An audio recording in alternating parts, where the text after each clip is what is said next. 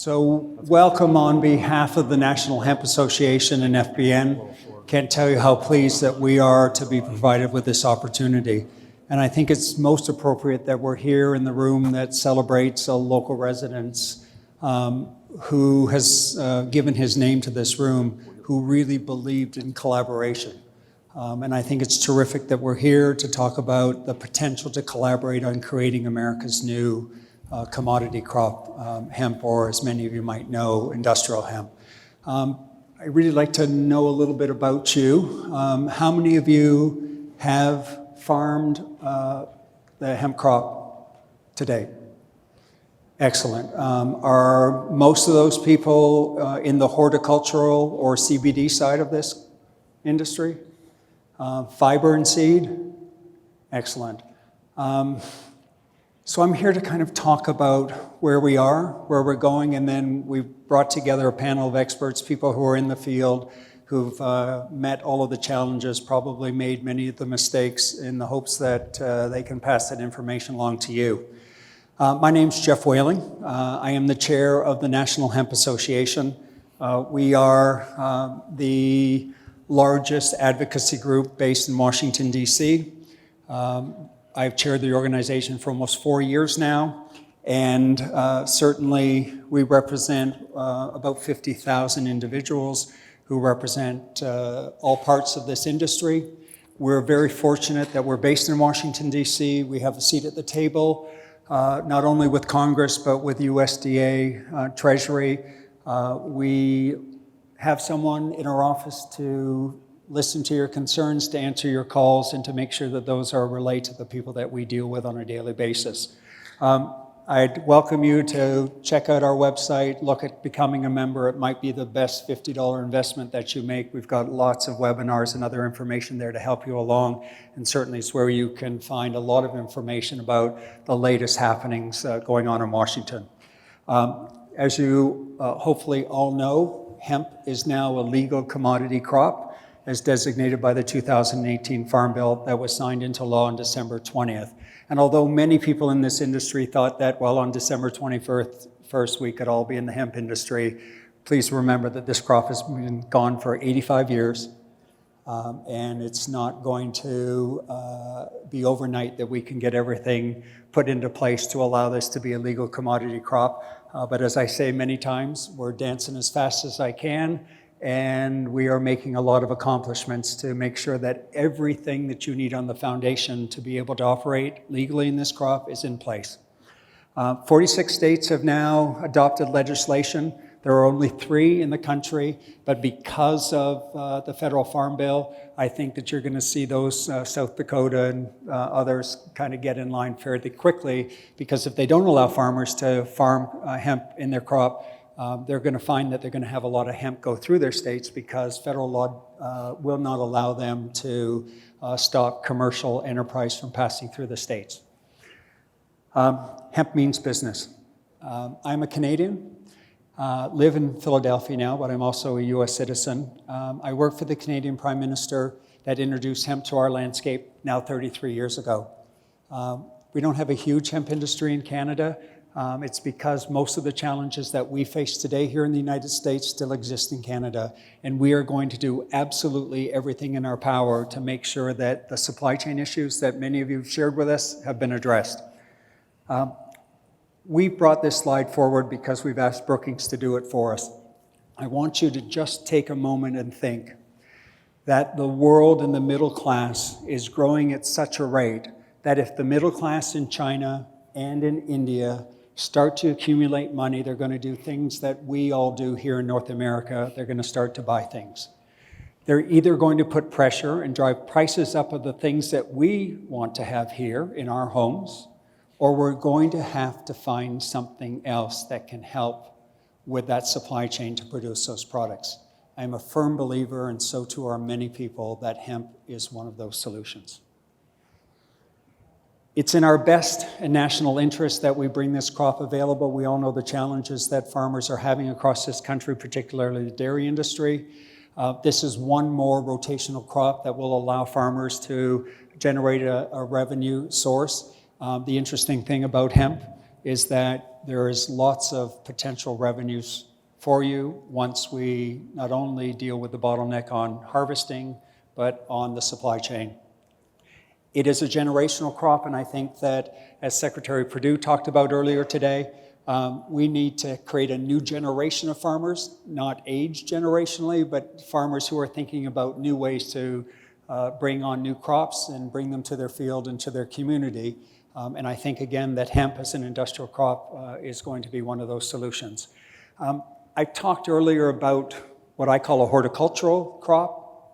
I refer to that as the crop that produces CBD, but there's also the field and fiber crop. And just to give you an idea, the field and fiber crop can grow 21 feet tall in 110 days on the same growing basis as corn. It has a huge opportunity to develop revenues from the seed oil, from the leaves where CBD can be produced from the fiber, and from the woody core. We just need to figure out how to harvest that and bring it to market. Where we are today, USDA was required under federal law to bring forward their interim rules to give states guidance. Each state will now have to review those interim rules and submit their plans so that they will be able to bring forward their permitting to bring to farmers. The thing that USDA is going to be most concerned about is the THC level. We certainly know that those interim rules are pretty challenging. We know that the states are going to come back to USDA. We as the National Hemp Association have already said that we need a little more time to respond to them because there are going to be issues that USDA just didn't realize was the potential of the rules that they put in place. The fact that they would not allow any tolerance on the 0.3% level, and that they put in the fact that DEA is the only testing laboratories. Well, today we have 13,000 permit holders to grow hemp in this country. If we were to follow those rules in all practicality, there is no possible way that 13,000 tests could be done within 15 days of harvest. So USDA needs to come up with another plan, and we hope that they're ready to work with us, and I think that they will be. FDA. FDA under the federal law was allowed to and given back their authority. The 2014 Farm Bill, which we continue to operate under today, allowed for the research of industrial hemp, but it also took away and would not allow any federal agency to use any federal budget monies to interfere with state-approved hemp programs. And that is what has allowed for the proliferation of CBD in the marketplace today. It was up to states within their rights to be able to allow farmers to produce a crop, to extract CBD, and to determine, to research whether or not there was a market for it.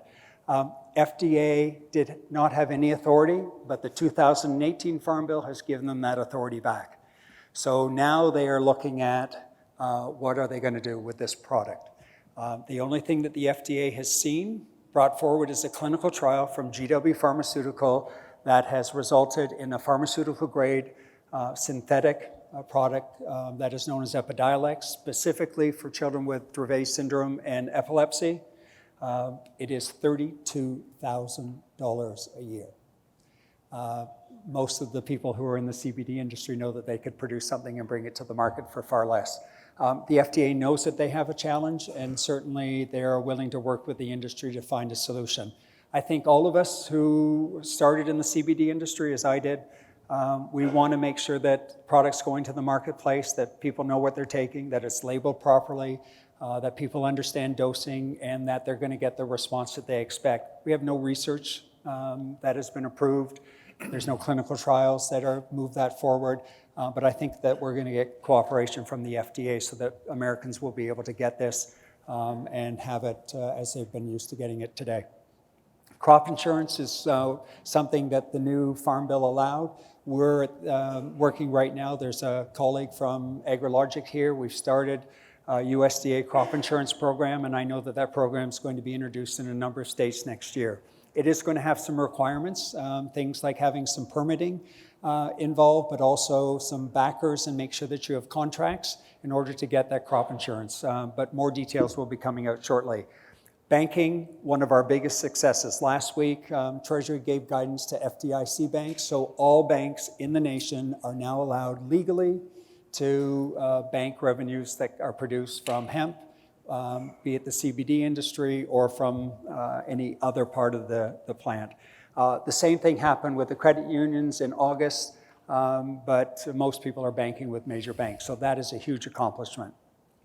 On the horizon, most importantly, we need to bring together a global solution on the harvesting and decortication or the processing of this commodity or industrial plant. It is a very difficult plant to process. It comes with many challenges, and unless we are first able to provide that solution of harvesting equipment to be able to, get the seed 21 feet high and to maximize all the potential of this crop and be able to deliver it to the end users in the quantities that they want, this crop is not going to take off. So we are hopeful within the next 60 days to announce to the industry that we have come up with a global solution that will go from seed to harvesting to decortication to Fortune 500 end users, which we hope will kickstart this industry in a very big way and provide all of you with the opportunity to get that equipment and to have processing in your state. Certainly, New Holland has been working with us on this, and Brad will be able to talk to you about what they've been doing. There's existing equipment that they have already in place for CBD, and they're certainly looking at solutions that are out there for the fiber industry, and he can talk about that later on. It's most important for me to ask you to contemplate that this is the first time in our lifetimes, in our generations, that there is a new opportunity for an agricultural crop to come to our landscape. It needs to allow all people who want to participate, whether or not you are a farmer or whether or not you are someone in the retail or manufacturing industry, to participate in it. I hope that we will, in the spirit of cooperation, want to reach out to our neighbors, to the African American farmers and Hispanic farmers, to encourage them to learn from you, to learn from other manufacturers so that they too can participate in what we believe will be a billion, if not $1 trillion opportunity for America's agriculture. And with that, I think I better get to introduce some of these gentlemen. So why don't I start with introducing you to Brad Wagner from Case New Holland, or is it Case Holland Industrial, I believe. So maybe Brad can tell you what he's hearing from farmers and certainly what they're trying to do right now to provide a solution to one of those bottlenecks. Right. Yeah, thank you, Jeff. Mike 7. Yeah, thank you. Thanks, Jeff. Great to be with you all. Brad Wenger, Sales and Marketing Manager at New Holland. And as you saw on the previous slide, we've been in the field a lot this past 12 months. It really all kind of started when the Farm Bill was signed into law. And from then, our phones started ringing on people like you wanting to do hemp, and how do we harvest it, get it out of the field, and what do we do from there? So you can see on the slide here a lot of our experimentation and trials with farmers, just trying to get the crop off. And the thing we found was, especially on the fiber side, it was actually a lot easier than we had anticipated with the current product, hay tools, basically mow it and bale it. And hopefully you can hear me. And can you hear me all right? No. No? That's there, better. Yeah. So, as Mike 7. That's good. Okay.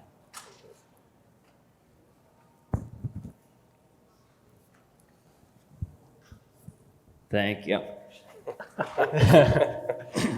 So anyways, for the past 12 months, we've been working diligently with farmers like you since Farm Bill was signed to figure out how do we help farmers get this crop out of the field so that they can make money from it. So on the fiber side, you can see using traditional hay tools, whether mowing and baling, we found it actually relatively easy to use DIA kits and parts right off the dealership to make these equipment work. Some of the challenges are wrapping with the equipment. This crop really likes to wrap around moving components, so just trying to seal all those areas up with shielding and other things like that. And you can be okay with a lot of some of the equipment you're already using, grain drills, things like that to plant the fiber side. On the CBD side, it's still a lot of questions as to what the right solution is. We've been working with farmers to get it off with forage harvesters, combines, and the like. But there's still a lot to understand as far as the supply chain and how they want to receive the crop, and how companies like New Holland and other manufacturers can produce the equipment that the farmers need to make the highest return on your investment, right? We want to be able to make sure that you can maximize your productivity and output and profits from growing this crop. So that's kind of what we're doing at New Holland. Feel free to stop by our booth, number 44 next to NHA, and we can do questions hopefully when we're all done speaking here. Yeah, so my hope is that we'll let these gentlemen introduce themselves, tell you about their experience, get some questions from you, and then if we need to leave the room, we'll be available outside. Great. We now hear about the solution on how to harvest, but we won't be able to harvest anything unless we have an understanding of where we're going to get seed and genetics from. And certainly our next guest has some experience in that. And John, maybe you can tell us what you're doing at Phylos. Sure, thanks. First, I want to thank FBN for inviting us here. We work with some of your colleagues. Ron Wolefko, in fact, is one of our scientific advisory panel members, so it's a pleasure to be able to work with him. Really what we're doing, I'm going to keep this short because I want to get into Q&A, but at Phylos, we're really using science and to apply that to the betterment of the cannabis crop through breeding. Also trying to develop what maybe you take for granted when I say kind of a legitimate modern seed company, but that really doesn't exist at all in the cannabis space. And by that, I mean having improved genetics, being able to service those genetics, support those, have customer service, do the certification, do the production, sort of things that you just sort of take for granted. We're really trying to build that out and develop that. You mentioned a little bit about the production systems. You know, that hasn't been defined yet. And as a breeder, you always got to kind of know where you got to go and what the production systems are. So, I mean, I've got some ideas. I think the crop is nice to grow 21 feet tall, but if you're a grower, you probably don't want it 21 feet tall, you know. So depending on the type, on a fiber, that would be appropriate, but on a CBD type thing, the product that we've got on an autoflower, you know, I really believe that's probably going to be the system of the future, planted at much higher densities. But, you know, it's going to take some time to do that. The good news is that the crop has really not been improved at all. And so just things like uniformity, basic disease resistance, some of those things, being able to take tools of modern breeding and apply them to this crop. We're going to get improvements. They're going to come quickly. Cultivars are going to change out really, really fast. But I'm fascinated. It's a great crop. It's certainly challenging. I've been working in traditional ag my whole career, and I wanted something different, and I really got it on a daily basis. Things haven't been defined. Just an example, these interim rules, one of the things that they didn't anticipate are people need to run breeding programs. And so we really don't know. I'm working with a working group with ASTA of, does that mean we have to test every single line in every plant that we have? And if it's hot, do we have to destroy it? You know, that's a major inconvenience for us, but that's just an example of some of the things that you got to work through. So with that, Well, and certainly, you know, John has talked about what he's doing with a variety called, or we refer to as autoflower. It actually made us at NHA kind of nervous because autoflower actually comes from a part of the cannabis species that does not fit within the definition of hemp under federal law, which is cannabis sativa. It's ruderalis, but certainly USDA recognized it was out there, and they have recognized that ruderalis is going to be treated the same way as sativa. So autoflower, we think, is going to be a huge potential for the horticultural side, or people who are going to be involved in the CBD space. But so we've heard about harvesting and we've heard about seeds. You should know that we don't have a big seed supply in the United States because we weren't allowed to have it. All seed up until last year had to be imported from outside of the United States. Most of it came from Canada and Europe. And once the Farm Bill was passed, the DEA was out of this. But the DEA would not tell any of our importing nations that you no longer needed a DEA import permit to bring seed into the country. So they continue to make life difficult for us. And thanks to Secretary Perdue and USDA, they kind of work with those nations, set up the fact that hemp seed now is no different than a commodity crop. So if you're importing corn seed, you can bring seed from any place in the world. But we need people like John and his group to start creating a seed bank for ourselves here. So now that we know where seed's coming from, for those people who are in the horticultural crop and CBD side, the question is, what do I do with it? So Dave's group is the group that is developing extraction. There are many across the country, but they have good expertise and reach in North Carolina. And maybe you can tell us a little bit more about what you do. Yeah, thanks, Jeff. And thanks for FBN for having us here. First time at the F2F conference, and it's great to compare notes with everybody on this panel, and then also all the farmers out in the audience here. So Dave Neundorfer, CEO of Open Book Extracts. We are a large-scale processor. We're fully vertically integrated, based in Roxborough, North Carolina, which is about 45 minutes north of Durham. We are a CGMP compliant. What does that mean? It means that we adhere to an FDA standard. Even though we're not required to, we are voluntarily trying to set a bar for quality in this industry. So CGMP stands for Current Good Manufacturing Practices. It is a protocol designed to minimize error and enhance quality of product production. Last year, we worked with a network of 20 independent farmers, mostly in North Carolina, a handful in Virginia, one in Colorado, and one in California. Together, we grew 330 acres this past season, and now all of that biomass is in our FDA food-grade facility, 68-degree temperature, 40% relative humidity to make sure that it will be stored until we get to the extraction process. We are the meat in the middle of the sandwich. So we sit between the buyers and the growers. And what we realized early on is that because this industry is in its infancy, there's not a whole lot of trusted brands or trusted operators yet. So in our early conversations with both farmers and buyers, we realized that those conversations really had to start with us demonstrating transparency, and it had to end with us demonstrating transparency. So much so that we actually rebranded our company as Open Book Extracts. This is a stage of the industry where you need to demonstrate and back up what you're doing, because I think people, rightfully so, should question what they're hearing about both strains to processing capability to potential buyers that are out there. So it's all part of the growing pains of being, again, in the infancy of this industry. OBX is here to serve as a reliable, consistent, safe, high-quality piece of the supply chain, which, as Jeff mentioned, is a really key ingredient to making this a long-term, generational crop and sustainable industry going forward. Excellent. Very key to be able to work with a company that has the standards that the FDA requires. There's a lot of companies who will want to skirt around this, but if you remember, a lot of the people that are in the horticultural or CBD side of this crop are producing products that we are going to consume. I think those companies that are really concerned about, there's no mandate that they do so, but are reaching to have those standards of the FDA are the ones that are going to survive and certainly will be the leaders. So we thank you and your team for doing that. So what does this all mean to those of you who are on the ground? I think that certainly Matt will be able to share with you. He is from Colorado as a farmer, comes to this industry because of an experience with a family member, but has now kind of looked at how he can farm this. So Matt, maybe you can share that with us. Yeah. Hi, I'm Matt Campbell. We run a family company called Seven Leaf Solutions. Have a farm in eastern Colorado.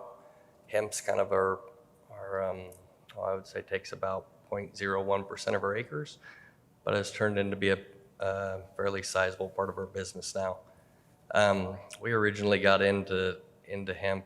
My mother has MS and had some serious issues, and it was hard to get a hold of a reliable product that I guess she was looking for something that we knew that was what it said it was, and we struggled with that. Where, as Dave talked here, that there's not a lot of transparency so far in there. So we started growing and making our own product, and it's amazing what it's done for. And then it's kind of turned into a little more than what we anticipated in a bigger project. But it's an amazing crop. It's something we've learned with. I've farmed for 22 years now, I've never grown anything like it. Every year seems to be different challenges, but it's amazingly hardy and really impressive with what I think the possibilities or capabilities of that we'll see here in the future with it. So, but. Great. Well, and Matt's being very kind. He's sharing his experience, but I'll share some others as we try to figure out how this crop that can virtually grow anywhere grows in the Northeast versus the South versus the West versus the center of this country. We're finding that the varieties that of seed that we're getting don't grow as they might have from the original owners. Seed that comes from Canada, Canada has a certified seed program. Certified seed means two different things in Canada and in Europe. Certified seed in Canada means that the seed has been grown for 5 years and has been tracked by Health Canada, and it does not produce a THC level higher than 0.3%. It has been certified by the government, and it is one of the seed requirements of states like California right now. Although they've amended that recently, they had a lot of Canadian certified seed on their import list. Well, guess what? We in Pennsylvania imported some of that seed. Not only was it certified, but we also knew that it only grew 8 feet tall, and it had been growing so for 7 years. We brought it to Pennsylvania. We planted it late. It got a lot of water. It grew 17 feet tall. We had no opportunity to harvest it, and the THC level was higher than it was certified to do. And that is what we still need to do over the next number of years to research. There are 185 varieties of hemp that we know of right now. I think there are going to be an awful lot more coming on board. We're going to see this industry being, taking the expertise of people like John and others and creating some new plant species for us that are specific to the industry. And I can tell you that we need that help because in order to supply the automotive industry, they don't care if it's sustainable. They don't care if they can maybe brand a product with this green product. They want to make sure that it's consistent and that the price point is less than what they're paying for plastic today. And we'll only be able to do that with researching and growing seed. And by the way, Ford needs 3 million acres of fiber to replace 3 mirrors in the F-150 for 5 years. I have 5 acres to offer them. They need 3 million. So I think one of the things that is really important, so the National Hemp Association does not have state councils or chapters, but we certainly count on boots on the ground. And certainly John's group is leading the way in their state, and certainly we're hearing from them as to what their challenges are and trying to work with their state representatives. So not all are you in this industry, but you're certainly representing your members. So tell us your experience. Hey, all right. Hey, my name is John Ortiz. I'm president of Ag Team Professionals, and I am also an associate and a member of the Missouri Hemp Association. We're trying to work together with other organizations and other groups to basically bring like one voice to this industry, but also at the same time, we're looking at it from a research standpoint and production standpoint. We come from production agriculture, where we're from, so we're trying to incorporate some of the same practices and some of the same things that we're doing in our own industry in row crops and seeing how they can incorporate in the hemp industry.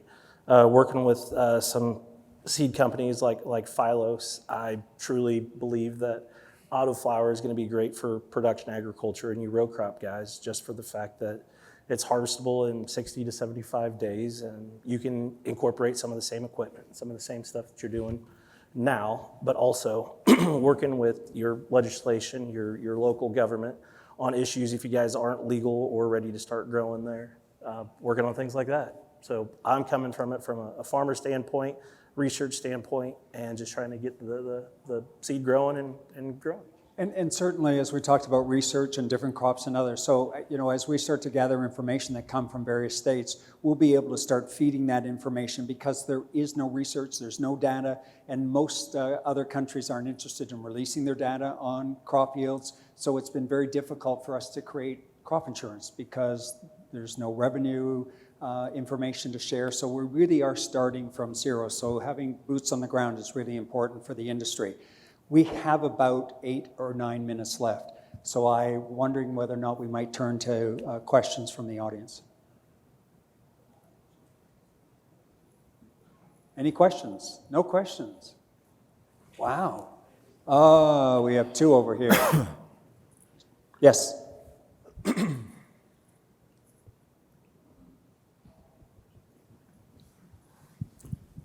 I realize there's a whole lot going on with the drug side of things and whatever, but what's the likelihood of getting the 0.3% raised to anything higher?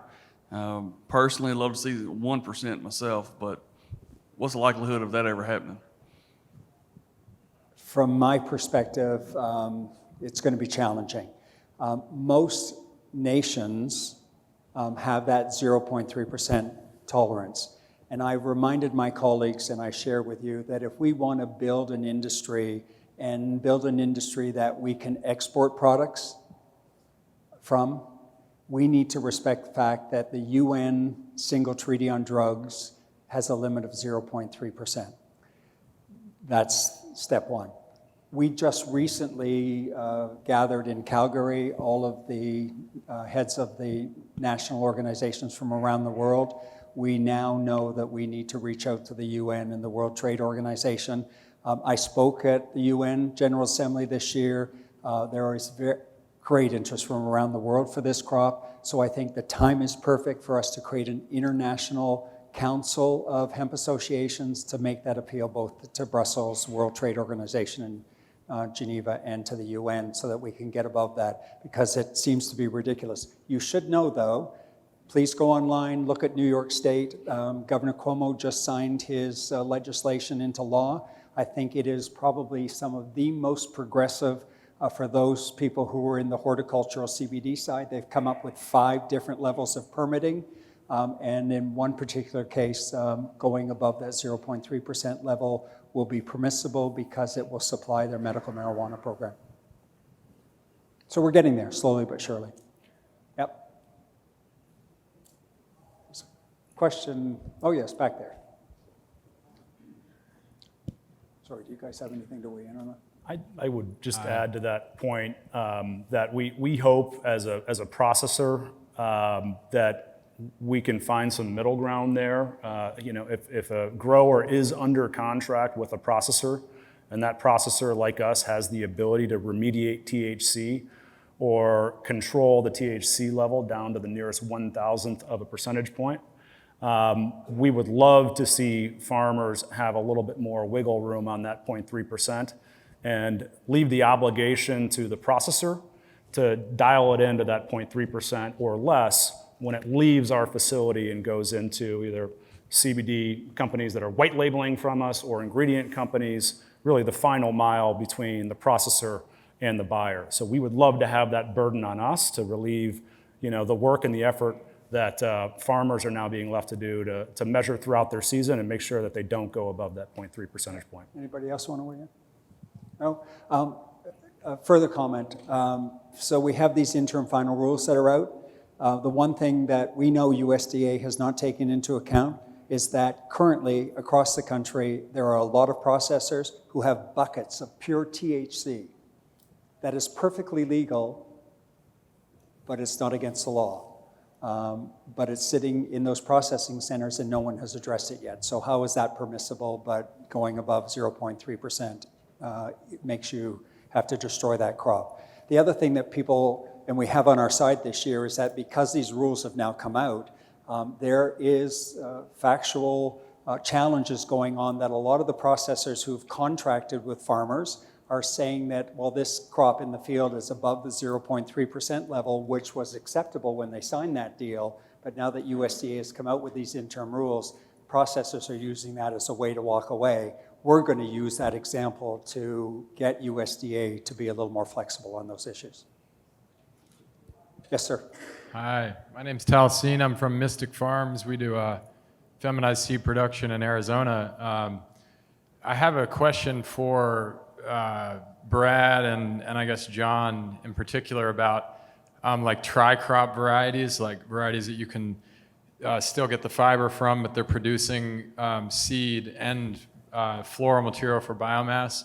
I guess along with that is the idea of pollination being an issue as we increase. Like right now, there's this kind of idea that you're going to buy this feminized seed and then protect your field somehow, and that was a reality in Colorado and Oregon, and even in Arizona up until probably next year, when there's going to be, we see 190,000 acres next year, maybe 500,000 acres are going to be planted. So, I guess I'm wondering if you can comment on what you think the landscape's going to look like in terms of feminized seed and pollen contamination, and if we can actually harness that to create a product out of it, rather than be afraid of being pollinated. And two, if someone could comment on the fact that pretty much the entire industry is hot right now. I mean, when it really comes down to it, the harvests are 0.4%, 0.8% THC. People are testing in their states at the right time to get their 0.3 compliance, and then they're waiting, 4 to 6 weeks sometimes to actually harvest. So where do you see that going? I mean, do you think 0.5% THC is going to result in people going to federal prison? Because that's pretty intense. And that's, if you interpret the USDA rules like they're saying, oh, we're going to give you this great 0.2% like leverage from 0.3 to 0.5. But if you're over 0.5, you're growing marijuana. And so, but if you could comment on some of that, that'd be great. Those are some of the things that we've been discussing. There's a lot of issues there. So, want to talk about? Yeah, I can on feminize what we mean by that is for the oil extraction. You've got male and female plants, and you just grow the female plants, and that optimizes the production. If it's pollinated, you don't get as high as a percent, and so on the aspects of dual purpose or tri-purpose crops, to me, I don't know where the answer, where we're going to end up on that. It's going to depend on the situation, but you've got to try to optimize the value for you as a producer at the end of the day. And if you've got 3 viable markets with good pricing and you've got outlets for all those, it makes sense. In other situations, you don't have that, where you just have 1 or 2.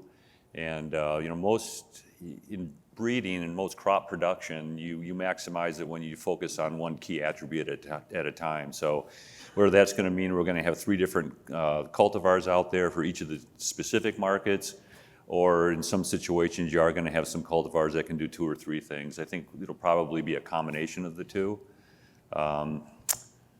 So I think I covered that. The THC one that's a big issue. There's a lot of irony in it. I mean, you can't be too logical about this because you won't be able to sleep at night. But yeah, most of the crops when they're harvested are hot, even though they're tested earlier, 2 weeks. So like I said, there's not a lot of logic to it, but we've got to try to figure it out. Hopefully, in the interim rules, I think there's a lot of feedback coming back from the grower's perspective, and hopefully that's heard and it'll be modified a little bit. And just so you know, USDA is welcoming comments. It runs out on December 30th, I'm sorry. We have asked and used a number of senators to also make a request of USDA to extend that, because we're realizing that there are an awful lot more issues than they've really realized that they've created by these interim rules.